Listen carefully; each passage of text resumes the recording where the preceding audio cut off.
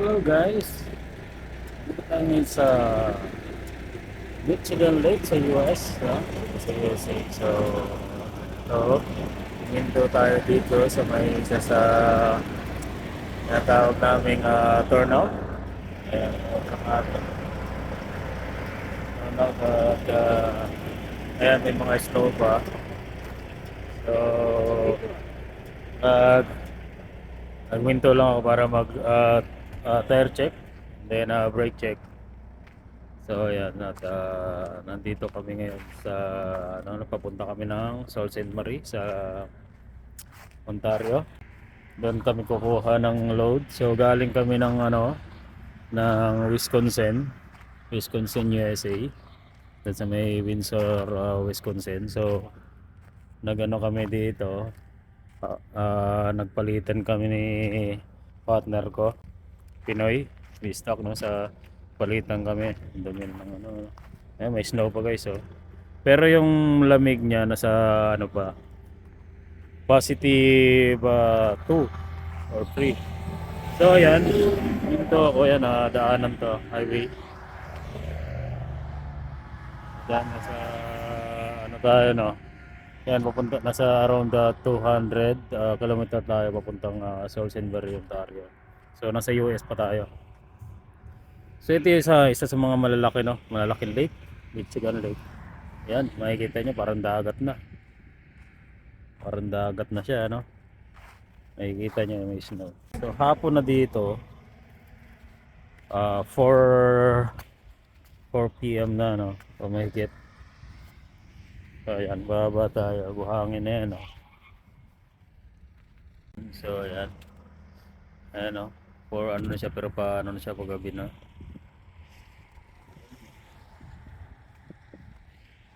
Ayan, doon na yung araw, palubog na yung araw. Sa pag winter kasi dito, maaga ang gabi. Mas pag winter, mas mahaba ang gabi kaysa sa araw, pero pag summer, mas mahaba yung araw, yung umaga. Ayan, makikita nyo. Ganda, parang dagat na siya. Pero ano lang to, lake lang to. Ayan. Ayan si partner si Pinoy. Ayan, nag-video rin. Ayun. Ito. Ayan. Kaya kaya naman yung lamig, pero malamig talaga. Pero yung lake na to, hindi siya basta-basta nag-ano, no. Pero malamig na talaga yung tubig. Kasi nasa positive to na siya. Ayan, makikita nyo. Ganda ng ano dito guys, ganda ng view. So, ito yung dinadaanan namin, no, sa gilid ng gilid kami ng lake. Ayan. Mga snow, pero yung snow niya, kasi umaraw kanina. So, medyo ano na siya, nalusaw na nung nabawasan na. Ayan, no? Ganda ng tubig. Ganda sana dito magana pag kung hindi malamig. Natin. Is ah, parang yelo. Grabe tubig. So, ayan, ganda. Pag tiningnan nyo guys, tingnan nyo. Sa atin to, dagat na to. Kumbaga sa wala na. Tinapag ito. Pero lake lang talaga, laking lake. Wala siyang alon, no. Walang alon. Napakalamig ang tubig.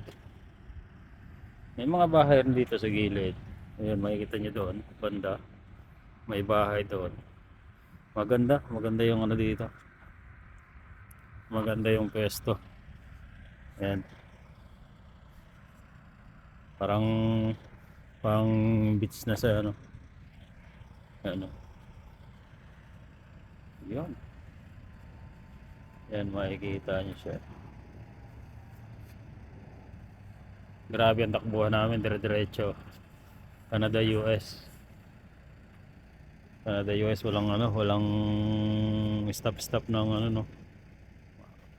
Ubos-ubos oras. Ito, maubos na yung oras namin. Yun. Ayan. Ayan, truck namin. So empty lang kami, nababa na yung load kanina sa Wisconsin, then empty na kami babalik ng Canada, tawid ng Canada, and then lamig, then na kami pipick up sa Saint Marie ng load.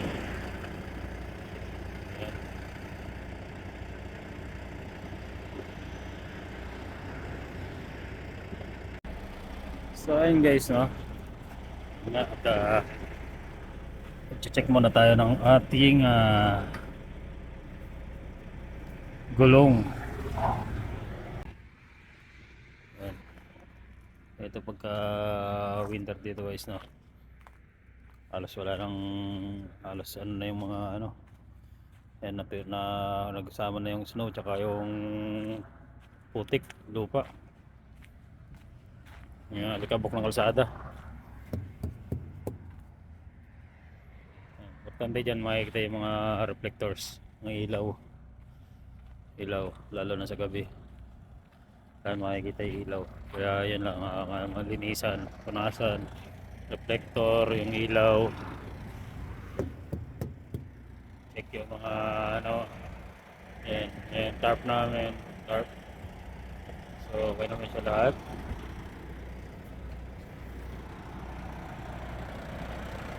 Yun, yan naman. Malamig na guys, malamig na sa labas. Na, yun. Ganda yung, ganda ng ano, kung ganito yung ano, ganda ng dagat. Sarap sana yan kung hindi malamig. Sarap maligo. Kaya lang, dahil winter na, kaya malamig dito. So, dito tayo sa, ano, dito sa Michigan Lake.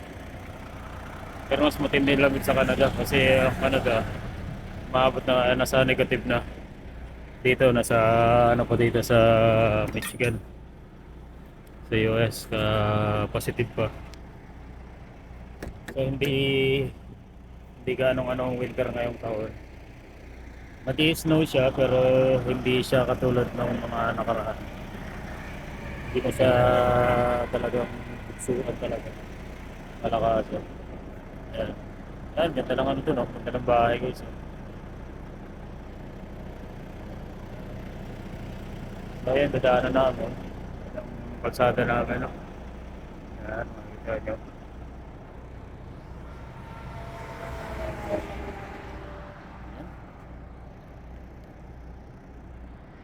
Yan pala, yung mga dahon na yan.